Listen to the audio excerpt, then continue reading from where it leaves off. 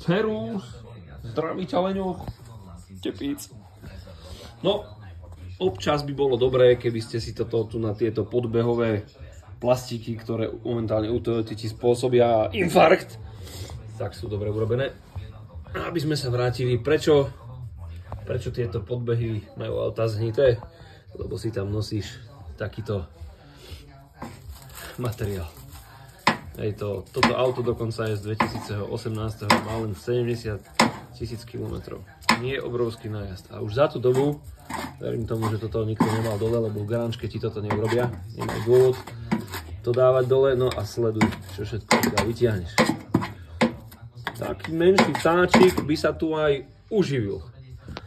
Hravím, tu není nič hrzavé, ale vykašli sa na to, nechaj to tak.